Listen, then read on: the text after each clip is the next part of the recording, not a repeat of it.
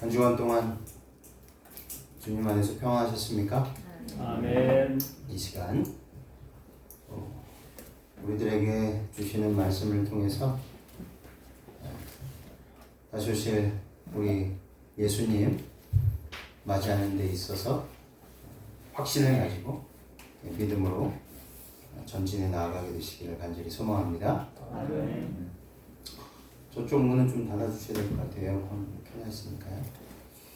오늘 말씀의 제목은 내 믿음이 너를 구원하였느니라 입니다. 우리 다 함께 본문의 말씀 누가복음 17장 12절로 19절 말씀 보도록 하겠습니다. 누가복음 17장 12절로 19절 말씀 제가 봉독하겠습니다. 한촌에 들어가시니 문둥병자 10명이 예수를 만나 멀리 서서 소리를 높여 가로되 예수 선생님이여 우리를 긍휼히 여기소서 하거늘 보시고 가라사대 가서 제사장들에게 너희 몸을 보이라 하셨더니 저희가 가다가 깨끗함을 받은지라. 그 중에 하나가 자기의 나은 것을 보고 큰 소리로 하나님께 영광을 돌리며 돌아와 예수의 발 아래 엎드리어 살해하니 저는 사마리아인이라. 예수께서 대답하여 가라사대 10사람이 다 깨끗함을 받지 아니하였느냐? 그 9은 어디 있느냐? 이 이방인 외에는 하나님께 영광을 돌리러 돌아온 자가 없느냐 하시고 그에게 이르시되 일어나 가라 내 믿음이 너를 구원하였느니라 하시더라. 아멘. 이 10명의 문둥병자를 고치신 이야기는 이 누가복음서에만 나옵니다. 유대인들은 문둥병을 죄 때문에 받는 형벌이라고 생각했습니다. 다른 어느 질병보다도 하나님께서 노여워하시는 표시로 저주로 여겨진 질병이 바로 이 문둥병 질병입니다. 이 시대소만 262쪽은 이 문둥병에 대해서 이렇게 설명하고 있습니다. 동방에 알려진 모든 질병 중에 문둥병은 가장 무서운 병이었다. 그 불치성과 전염성 그리고 그 병이 희생자에게 끼치는 끔찍스러운 결과 등은 가장 용기 있는 사람조차도 공포로 가득 차게 했다. 유대인들 간의 이 질병은 죄 때문에 받는 심판으로 여겨졌으므로 하나님의 치심 혹은 하나님의 손가락이라고 불려졌다.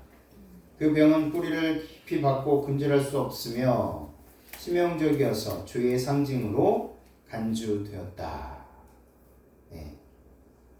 그렇게 설명하고 있습니다.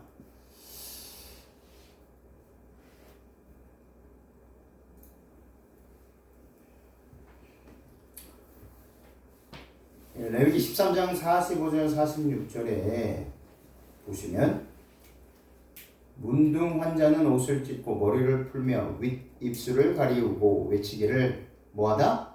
부정하다 부정하다 할 것이요 병 있는 날 동안은 늘 부정할 것이라. 그가 부정한즉 혼자 살되 진 밖에 살지니라. 격리 조치되어서 따로 살았습니다.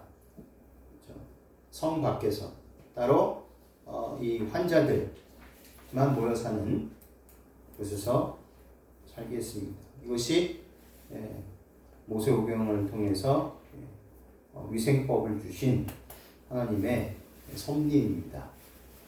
10명의 문둥병자들은 가족들과 이웃들로부터 격리되어 진영 밖에서 모여 살아야만 했습니다. 그들은 예수님의 능력을 믿는 자들이었습니다. 다행히도. 그들은 예수님의 귀에 들리도록 소리 높여서 뭐라고 외쳤습니까? 예수 선생님이여 우리를 긍휼히 여기소서라고 소리쳤습니다. 긍휼은 불쌍히 여겨달라는 것이죠. 동정심을 가져달라는 애원이었습니다. 예수님께서는 10명의 문둥병자를 보셨습니다.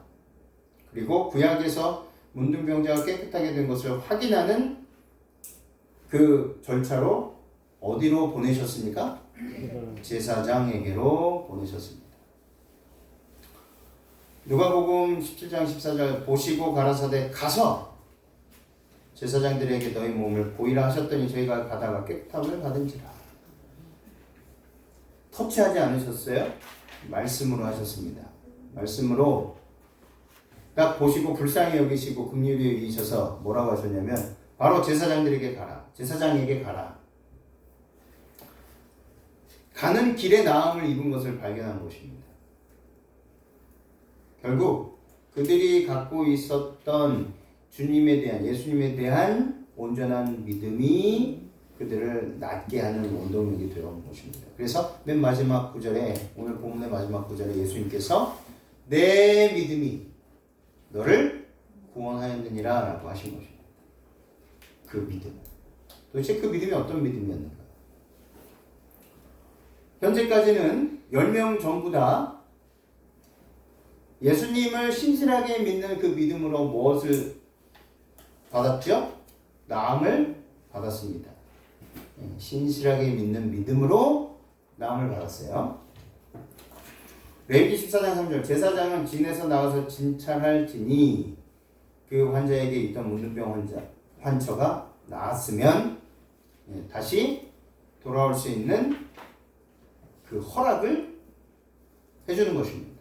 그러니까 제사장이 허락을 해야지만이 그 환자는 다시 진영으로 돌아올 수 있었어요. 집으로 돌아올 수 있었어요. 가족들을 만날 수 있었습니다. 이웃들과 예전처럼 생활할 수 있었습니다. 그래서 제사장의 역할이 굉장히 중요했습니다. 만약에 제사장이 봤을 때 아직도 좀 남아있는 것 같아. 다시 돌아가 라고 하면은 그 환자는 가족들로 이웃들로 그 성으로 집으로 돌아올 수 없었습니다. 병고침을 받으면 제사를 드리고 건강하다는 확정을 받게 되는데요. 예수님은 10 문둥병자를 제사장에게 가라고 했습니다. 그때 순종했을 때 나음을 입은 거예요. 만약에 그 10명 중에 한 명이라도 어떻게 뭐 치료해 주시지도 않고 약도 주시지도 아니하고 아주 좋은 의사 선생님에게 가라고 하지도 않고 그렇죠? 지금 같으면 어떻습니까? 어떤 약이라도 좀 주고 명의 아주 우리나라에서 최고의 뭐 예를 들어 췌장암을 잘 고치는 의사 선생님이 서울 아산병원에 계시다 그러면 그쪽으로 많이 몰리죠. 서울 삼성병원에서 심장병 수술을 가장 잘하는 권위 있는 의사 선생님이 있다 그러면 심장 수술하기 위해서 다 어떻게 합니까? 다 글로 모입니다. 지금 시대는 그렇게 살아가고 있어요. 사람들이 명의를 쫓아다니며 살아가고 있습니다. 정작 최고의 명의 예수 그리스도께서 눈앞에 계시는데도 예수님을 찾지 않고 누구를 찾아요? 사람을 찾습니다. 그것이 우리가 지금 살아가고 있는 이 시대의 한계, 인간적인 한계를 보여지는 장면이라고 생각합니다. 어쨌든 이 10 문둥병자들은 그들이 누구의 말씀을? 예수님의 말씀을 믿고 그 즉시로 제사장에게 가는 도중에 나음을 입은 사람들이었습니다. 굉장히 훌륭한 사람들이었습니다. 그렇죠? 지금 얘기하자면 아주 훌륭한 교인들이었어요. 10명 다 순종을 잘하는 아주 훌륭한 교인들이었습니다. 열심히 예배 시간 늦지 않게 출석하고 화요일 또 금요일 안식일 또 다른 새벽 기도 시간 열심히 출석하고 봉사활동. 내일 저희가 또 한 달이 되어서 원래 저번 주에 해야 했었지만 못했고 저희 출장 때문에 내일 뜨겁지만 저희가 나주 하늘빛 봉사단 그 조끼를 입고 또 이 주위에 또 쌓여 있는 쓰레기들을 수거할 것입니다. 그래서 내일은 좀 일찍 시작을 해서 일찍 마쳐야 될 것 같아요. 뜨거우니까.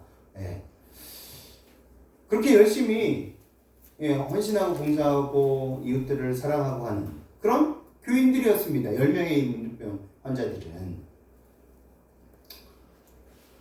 누가복음 17장 15, 16절 그 중에 하나가 자기의 나은 것을 보고 큰 소리로 하나님께 영광을 돌리며 돌아와 예수의 발 아래 엎드려 살해하니 저는 사마리아인이라. 10명이 다 그렇게 훌륭한 교인들이었는데 말씀대로 살고 믿음대로 사는 교인들이었는데 한 명만 예수님께 와서 뭐 했어요? 감사합니다. 진심으로 감사합니다. 나머지 9명은 다 어디 갔습니까? 그 신실하고 믿음 좋은 교인들은 다 어디 갔습니까? 그리고 이방인이라고 말씀을 하셨어요. 같은 민족이었는데, 이스라엘 민족이었는데, 그들이 단지 전쟁으로 인해서, 포로로 인해서 이렇게 섞인 무리가 됐고, 예, 그 정통성을 잃어버렸다는 이유로 이방인 취급을 받았습니다. 날 때부터 재림교인이 아니었어요. 3대째, 4대째 재림교인이 아니었어요. 어떻게 보면 이 세상에서 내가 하고자 하는 모든 것들을 하고 즐기고 먹고 마시고 그러다가 늦게 어떻게 했습니까? 귀동냥, 또 주위의 권유, 그리고 프로그램에 좋은 프로그램에 건강 요리 어떤 프로그램이나 또 다른 패스파인더 그런 프로그램이나 이런 거를 통해서 재림교회가 어떤 교회인지 알게 돼서 들어오게 된 겁니다. 근데 그 사람이 그 사마리아 사람 한 사람만이 10명 중에 그 사람만이 예수님께 와서 진심으로 감사하고 살해했다. 살해했다는 것은 말로만 감사했다는 것이 아니죠. 예, 말로만 감사한 게 아니라 진심을 다해서 뭐 한 겁니까? 삭개오처럼 진심을 다해서 혹시 내가 토색한 일이 있다면 4배를 갚겠나이다. 저번에 아마 말씀드렸을 거예요. 이 4배는요 아주 특수한 경우에만 해당됩니다. 구약에서도 보편적인 것은 2배였어요. 2배, 다 2배. 누구에게 빌렸는데 안 갚았다. 2배, 충분해, enough. 그런데 4배는요 아주 특별한 경우. 그래서 삭개오는 뭐 한 겁니까? 자신이 나중에 가난하게 되고 정말 집 없이 살아도 예수님께서 주신 이 구원의 기쁨을 대신할 수 없다는 겁니다. 내가 집 없이 살아도 내가 그동안 잘못했던 거 용서받을 때까지, 이미 예수님께서 용서하셨지만 사람들이 나를 용서해 줄 때까지 뭐 하겠다는 겁니까? 최선을 다해서 내가 중노동을 하더라도 갚겠다라는 거예요. 그 결심을 이 사마리아 사람도 한 겁니다. 그냥 말로만 감사합니다가 아니고 제가 이 은혜를 어떻게 갚아야 될지, 제가 가지고 있는 게 이게 전부인데 이걸 드리겠습니다. 한 여인이 가지고 있는 전부를 다 드렸죠. 옥합. 지금으로 따지면요 3,500만 원 되는 그 향수를 누구의 발 앞에? 예수님의 발. 자기의 머리털로, 그것도 가장 소중히 여기는 부분을 자기가 가장 소중히 여기는 그 당시에도 여성의 이 머리는 되게 중요했었습니다. 그것으로 최선을 다해서 예수님의 발을 씻겨 드렸죠. 이 사마리아 사람이 그랬습니다. 자신이 가지고 있는 최고의 것으로 예수님께 감사의 표현을 하였습니다. 예수께서 대답하여 가라사대 10사람이 다 깨끗함을 받지 않았느냐? 다 아셨습니다. 그들이 돌아오지 않을 것도 아셨어요. 그 9은 어디 있느냐?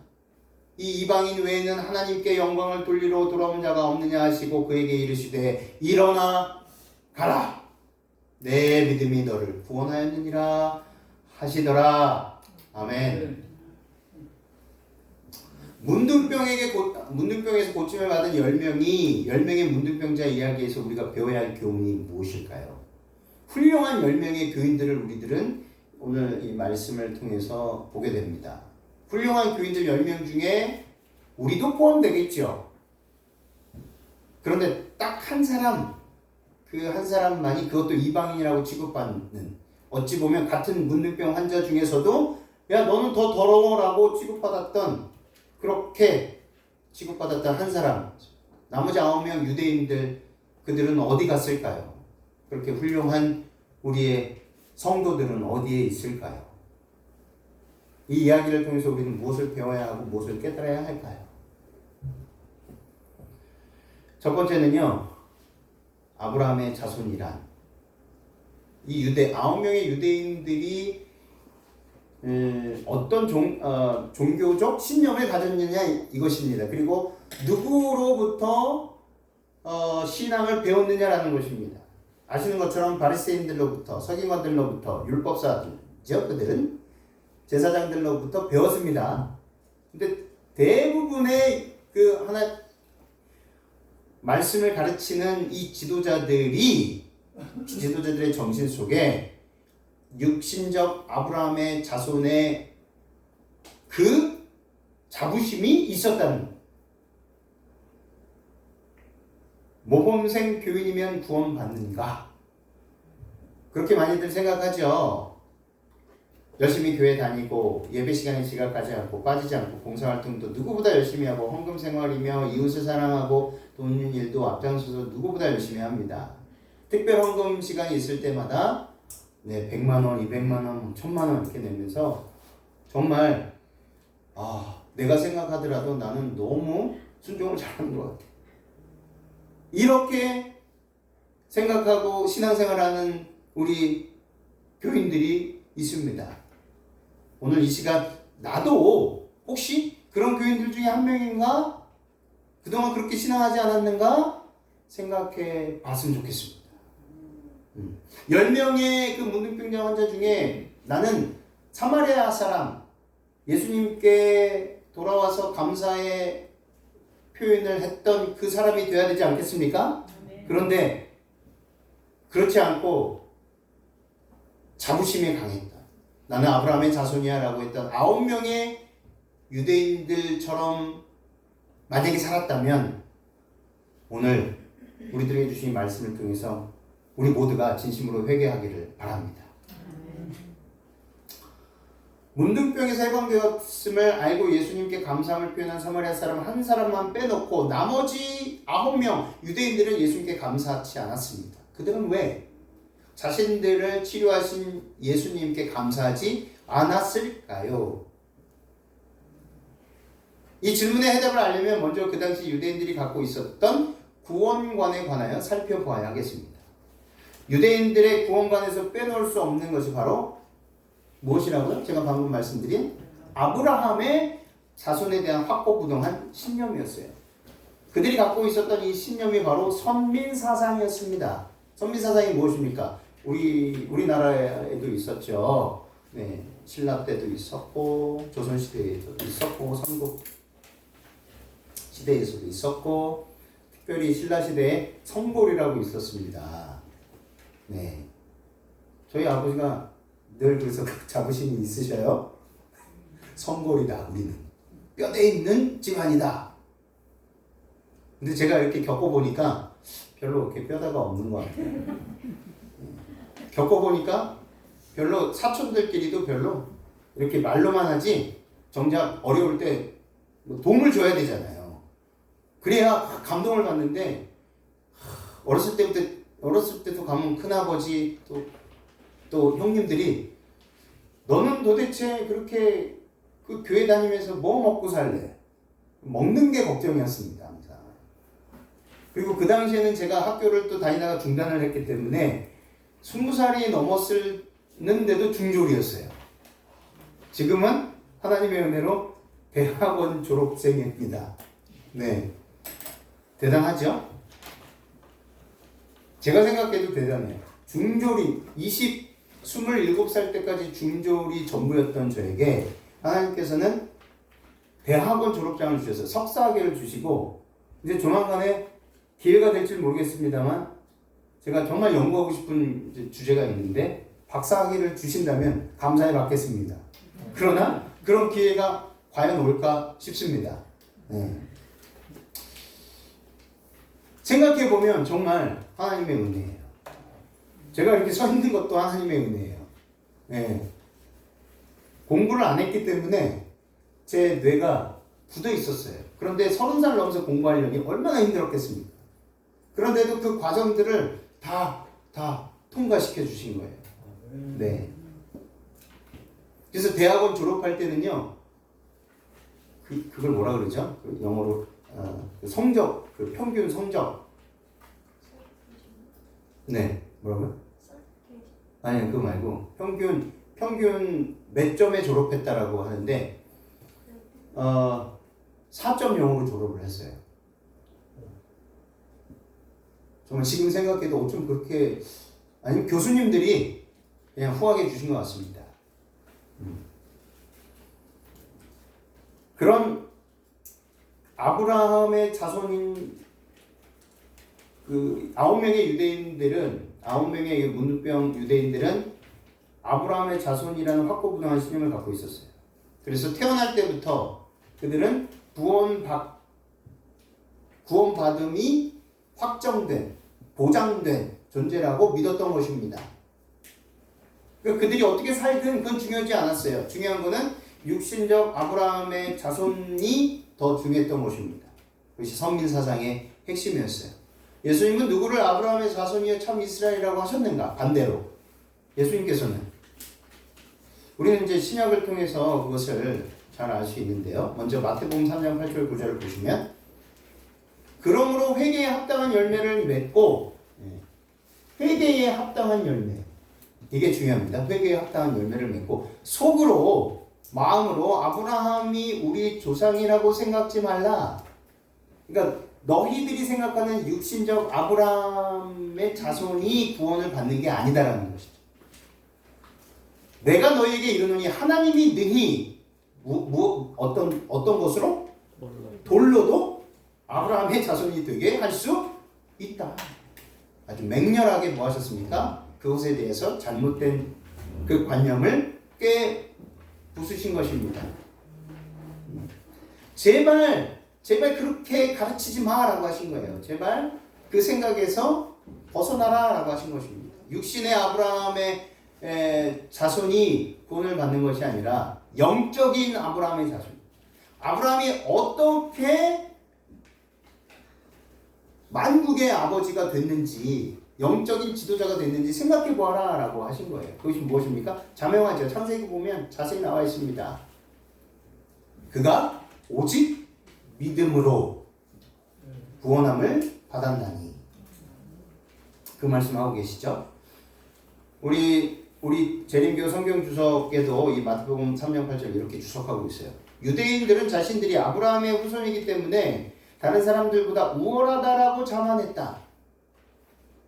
탈무드에 의하면 하나님 앞에서는 단 한 명의 이스라엘 백성이 지금까지 존재한 모든 사람과 앞으로 존재할 모든 사람보다 더 귀하다. 말도 안 되는 거죠. 예수님께서 이런 잘못된 사상을 보시고 그리고 이 사상이 이 종교적 신념으로 바뀌어서 백성들에게 가르쳐짐을 보시고 얼마나 마음의 고통을 느끼셨는지. 그들은 이러한 관계가 요한과 예수가 요구한 회개와 선한 행실을 대신할 수 있다고 생각했다. 그들은 요구 조건을 충족시키지 않았으면서도 선행에 대한 보상을 원했다. 사실 그들은 아브라함의 믿음으로 자신들의 행위를 대신했다. 선행에 대한 보상으로 구원을 요구한 것입니다. 내가 이렇게 살면 그나마 착하게, 그나마 선하게, 그나마 율법대로 순종하면 율법의 조항, 그 문자 그대로 순종하면 뭐하리라? 구원을 받을 수 있다라고 착각한 것입니다. 요한복음 8장 37절 44절에 나도 너희가 아브라함의 자손인 줄 아노라. 먼저 인정해 주시죠. 대답하여 가로되 우리 아버지는 아브라함이라 하니 예수께서 가라사대 너희가 아브라함의 자손이면 아브라함의 행사를 할 것이오늘.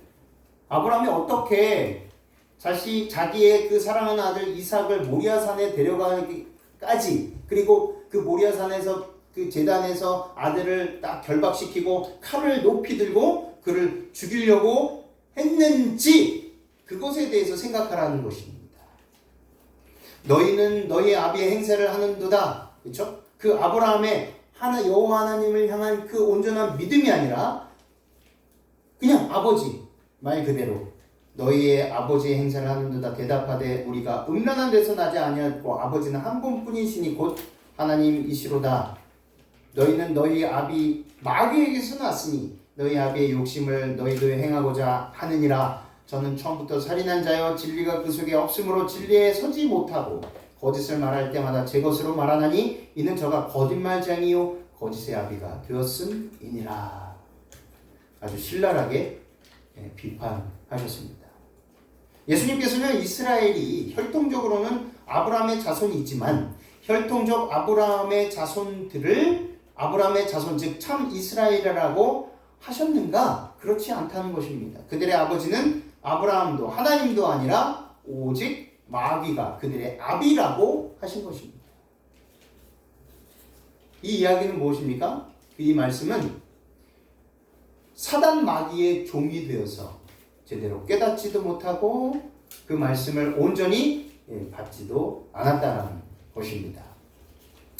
누가복음 19장 9절 예수께서 이르시되 오늘 구원이 이 집에 이르렀으니 이 사람도 아브라함의 자손임이로다. 이 누구도요? 삭개오도 아브라함의 자손인데 봐라 삭개오의 행위를 보아라. 삭개오가 어떻게 나를 영접하였는지 보아라. 예수님은 회개하고 예수님을 영접한 삭개오를 아브라함의 자손이라고 분명히 말씀하셨습니다. 회개하고 예수님을 영접한 요한복음 1장 47절 예수께서 나다나엘이 자기에게 오는 것을 보시고 그를 가리켜 가라사대 보라 이는 참 이스라엘 사람이라 그 속에 무엇이 없다? 간사한 것이 없도다.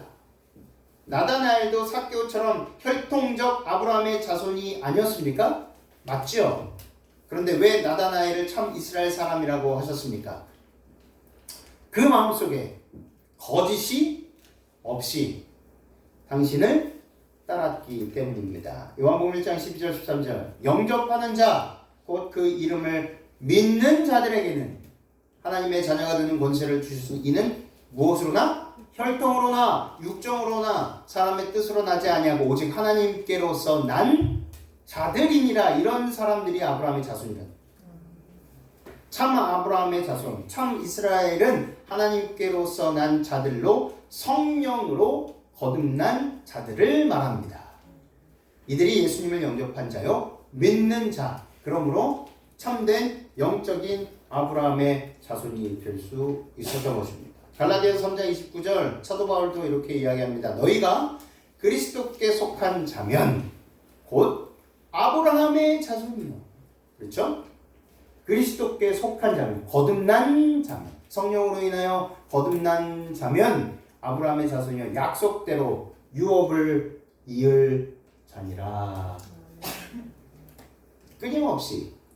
끊임없이 종교 지도자들로부터 잘못 가르침을 받은 백성들에게 깨우침을 주시기 위해서 선지자들을 보내셔서 끊임없이 너희들이 생각하는 아브라함의 자손의 개념과 내가 말하는 아브라함의 자손의 개념이 너무 다르다는 것을 말씀하신 것입니다.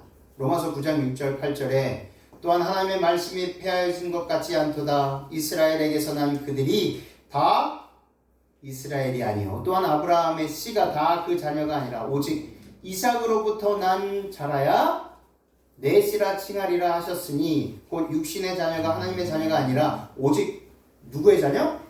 약속의 자녀. 하나님께서 아브라함을 통해서 반드시 사라에게서 난 아들이어야 하겠다라고 하셨죠.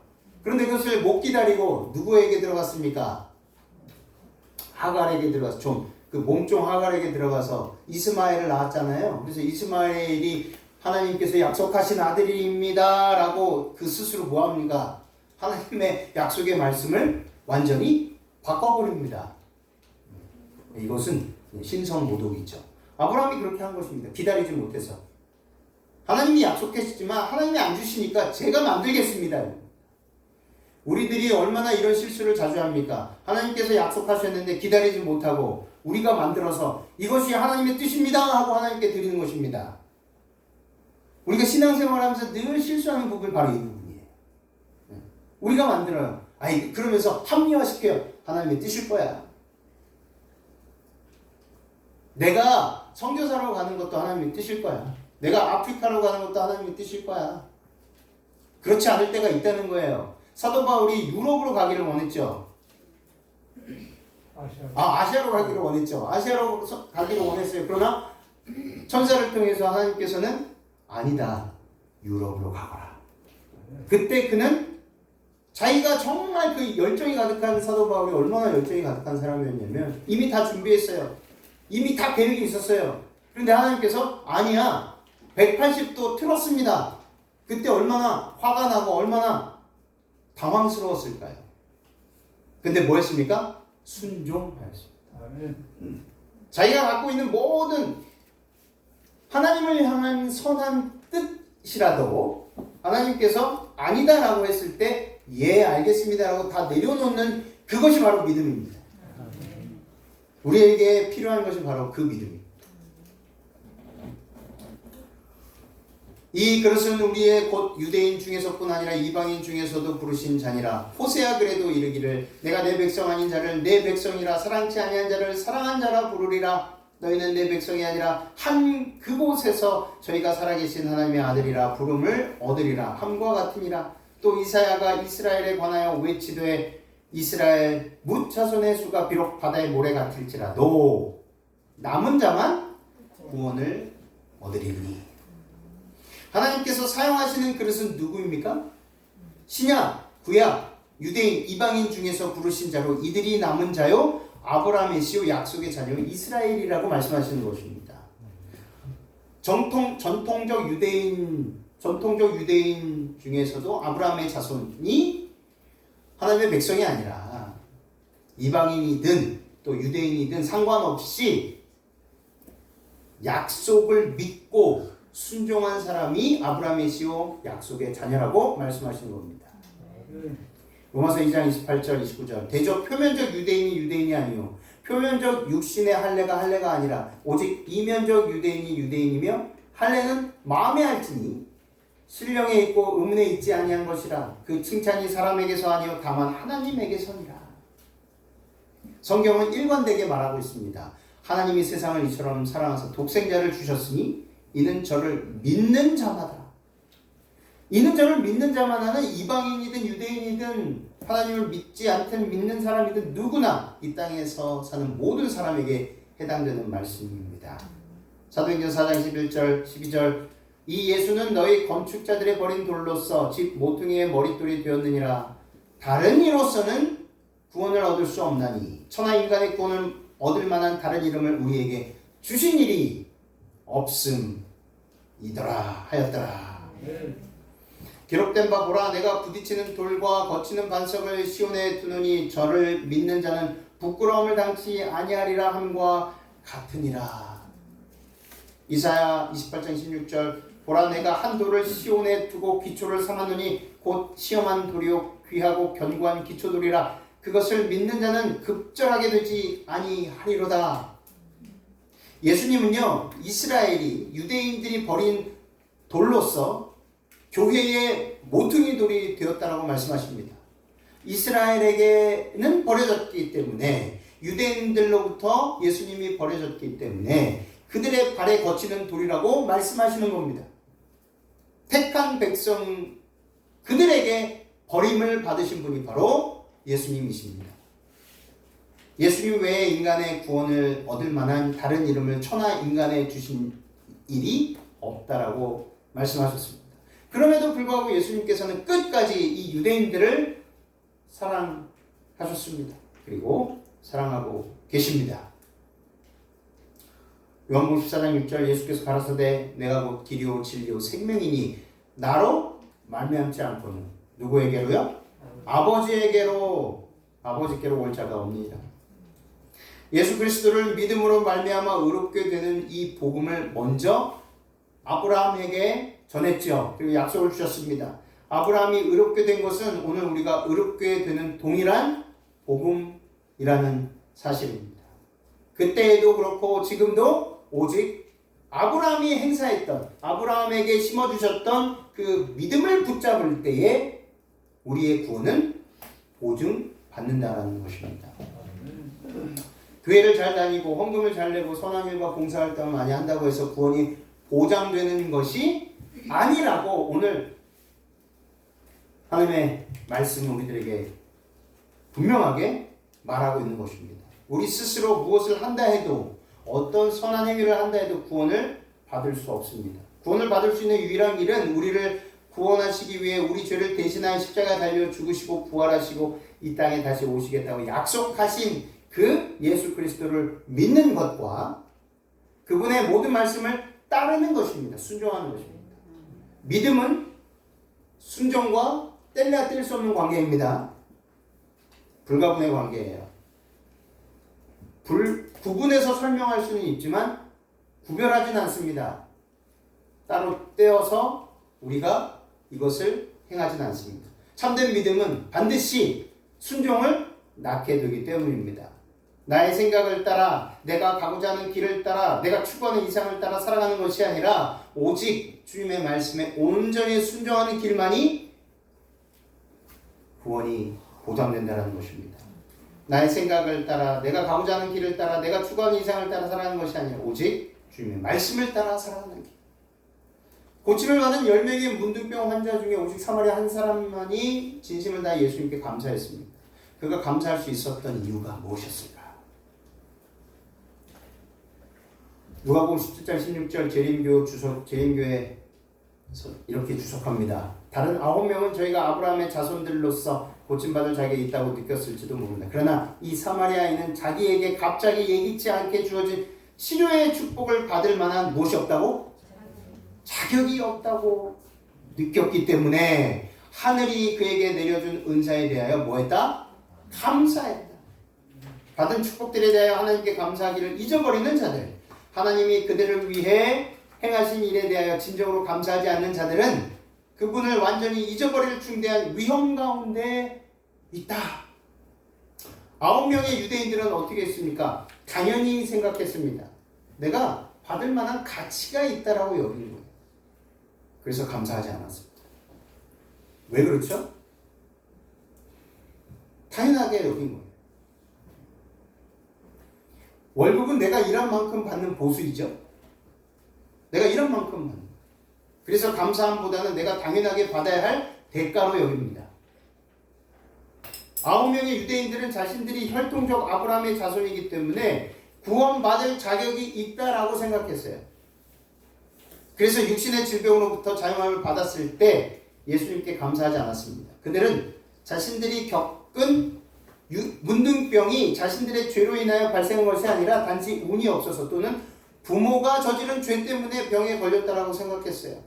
그들은 문둥병에 걸린 것이 전부 다 조상 탓이라고 생각했어요. 그래서 억울했고 그래서 불평불만으로 일관했습니다. 그들은 자신들의 죄로 인하여 문둥병에 걸린 것이 아니라고 생각했어요. 그래서 그들은 부모를 원망하고 결국 하나님께 불평하였습니다. 그들은 아브라함의 자손이기 때문에 문둥병에서 해방되는 일은 당연한 일이라 생각했어요. 그래서 예수님께서 제사장에게 가라라고 말씀하셨을 때 그렇지, 때가 되었구나. 내가 당연히 이제 이 병으로부터 나음을 입을 수 있게 되었구나. 자신들이 받은 축복이 마땅히 받아야 할 보상으로 생각했습니다. 그러기에 예수님께 감사치 않았습니다. 결국 문둥병에 걸린 것이 하나님 당신 때문이었습니다. 그러니 당신이 보상해 주셔야겠습니다 라고 억지 주장을 펼친 것과 같다라는 것입니다.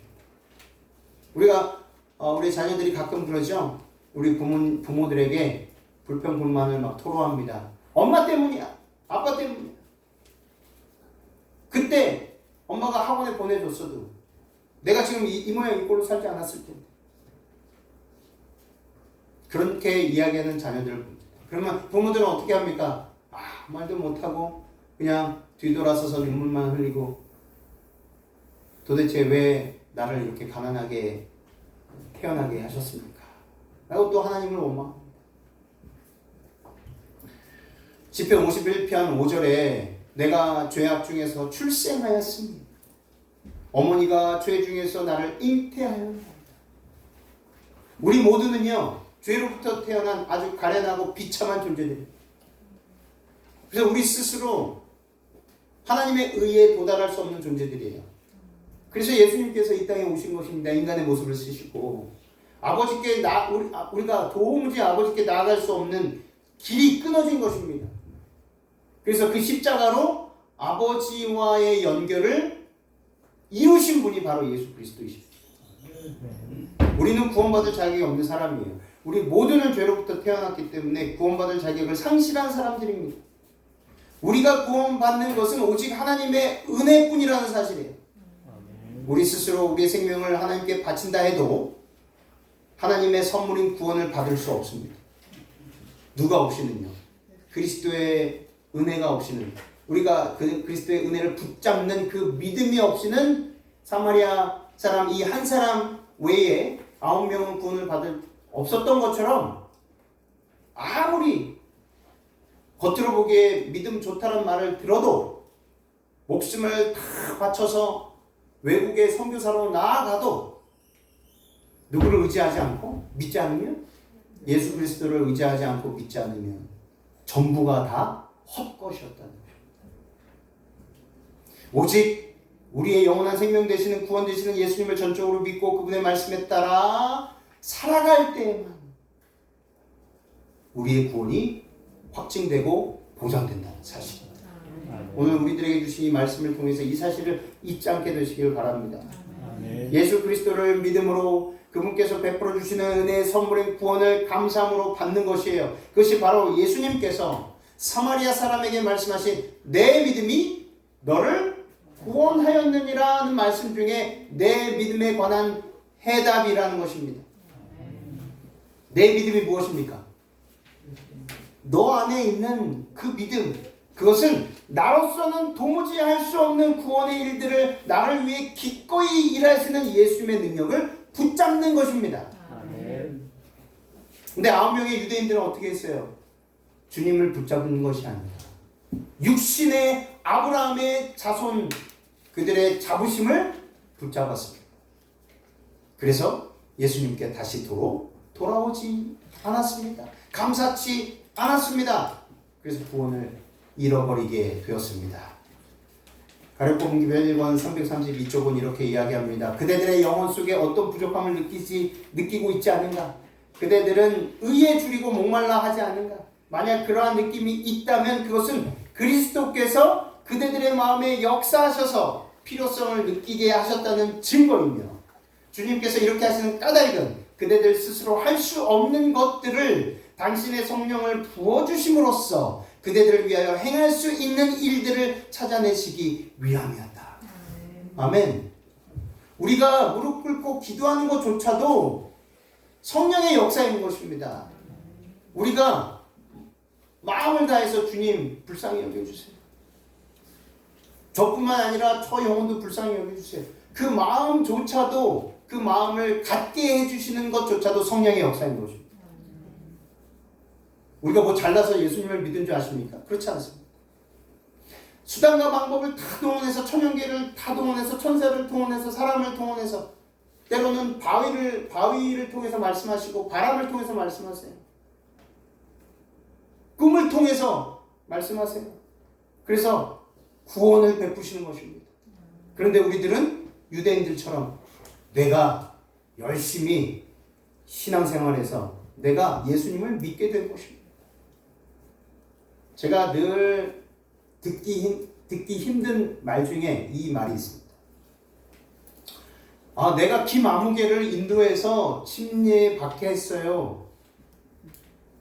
네, 물론 이제 목사님 중에서도 뭐 그런 말씀을 하시는 분이 계시고, 우리 성도님 중에서도 그런 말씀을 하시는 분이 계시는데, 시간이 가면 갈수록 그 말이 참 힘듭니다, 저한테는.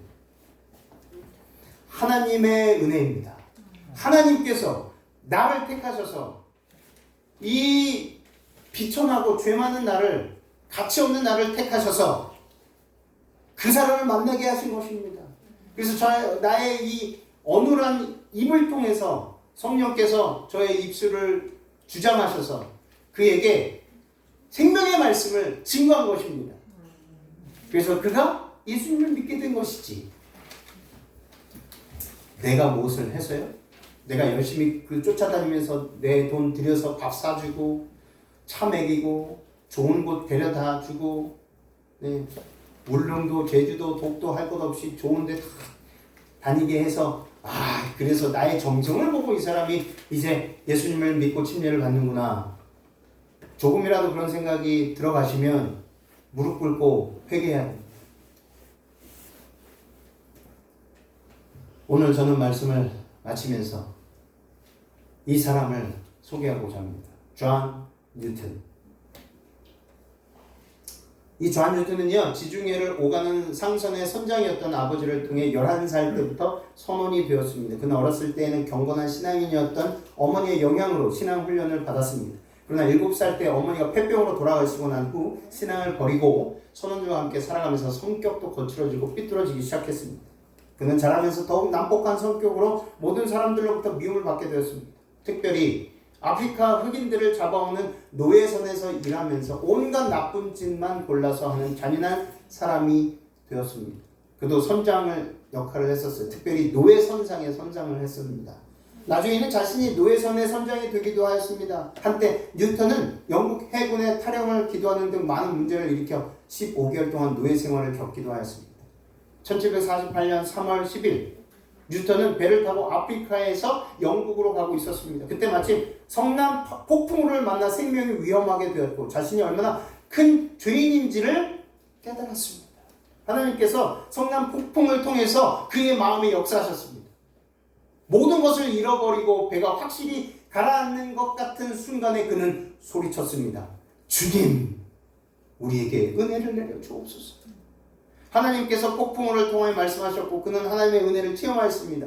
그 후 뉴턴은 목사가 되어 평생 동안 하나님의 은혜를 전하는 주님의 종이 되었습니다. 후에 자신의 삶을 돌아보면 우리에게 아주 친근하고 익숙하고 너무도 좋아하는 찬미가 116장 하나님 주님의 주 하나님, 자비로운 주 하나님, 우리말로는 자비로운 주 하나님이죠. 근데 영어로 직역하면 놀라우신 은혜입니다. Amazing Grace. 이 찬미를 작사한 사람이죠. 말년에 그는 이렇게 말합니다. 나의 기억력은 이제 거의 다 쇠퇴하였다. 그러나 두 가지 사실만은 잊을 수 없다. 그것은 나는 크나큰 죄인이며 그리스도는 크신 구세주이라는 사실이다. 고린도전서 5장 10절 그는 이렇게 고백합니다. 고린도전서 15장 10절을 통해서 그러나 나의 나된 것은 하나님의 은혜로 된 것이니 내게 주신 그의 은혜가 헛되지 아니하여 내가 모든 사도보다 더 많이 수고하였으나 내가 아니 오직 나와 함께 하신 하나님의 은혜로라. 아멘. 사도 바울이 평생 안구 질환을 달고 살았습니다. 그래서 한 번은 이렇게 간절히 기도했죠. 하나님 제발 이 안구 질환에서 벗어날 수 있게 해주십시오. 그때 하나님께서 내가 준 은혜가 내게 족하니라.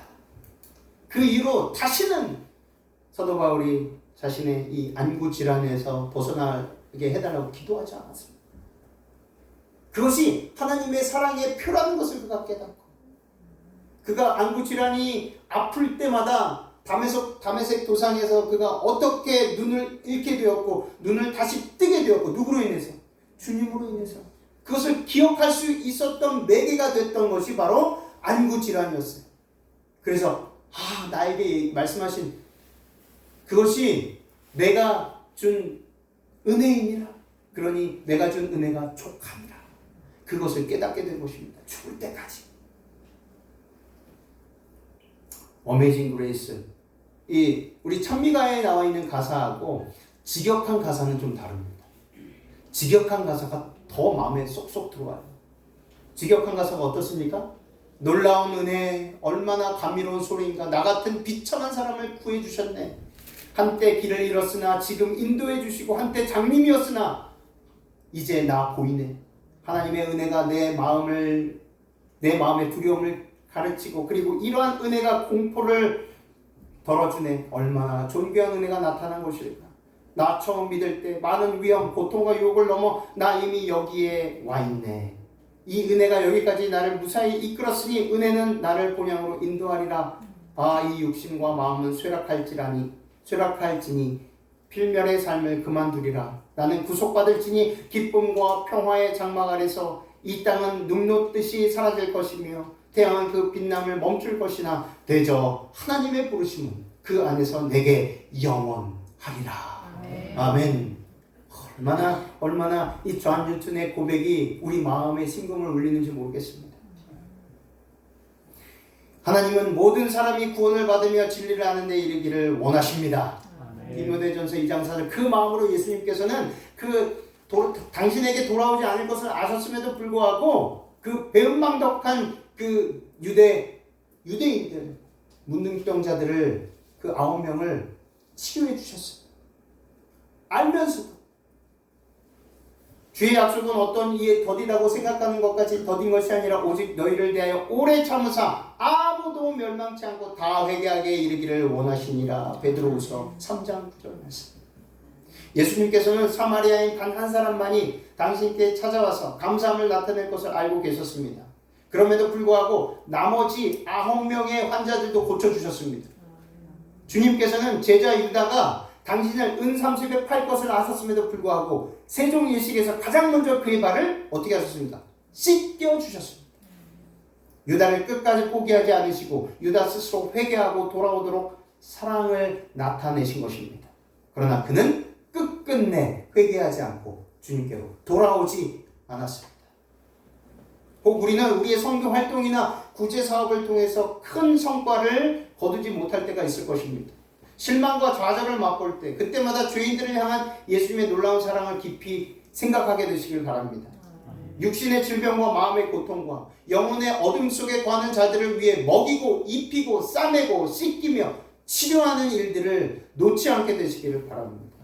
혹 그 많은 혜택을 받은 사람들이 단 한 명만이 주님께로 돌아온다 할지라도 우리가 해야 할 의무와 이 믿음으로 행해야 할 이것을 놓지 않게 되시기를 바랍니다.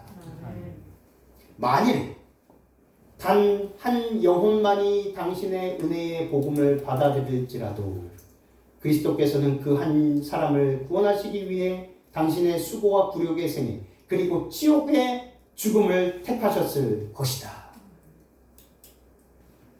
만일 단 한 영혼만이 수천 수백만에게 축복해 주시고 치료의 은사를 보여주시고 그렇게 다 해주셨음에도 불구하고 단 한 영혼만이 주님께 감사함으로 돌아온다 할지라도 그 영혼을 위해서 뭐 하셨다고요? 수고와 굴욕의 생애 그리고 지옥의 죽음을 택하셨다. 이 그리스도의 정신이 저와 여러분에게 우리의 삶 속에 녹아내려서 실망하고 좌절할 때마다 그때마다 이 말씀을 기억하시고 그때마다 10명의 문둥병 환자를 고치신 그 사역을 기억하셔서 용기 잃지 않게 되시기를 바랍니다. 아멘. 그래서 우리가 받은 그 은혜대로 값없이 받았으니 값없이 나눠주시는 저와 여러분들이 되시기를 간절히 소망하며 말씀을 마치겠습니다. 아멘.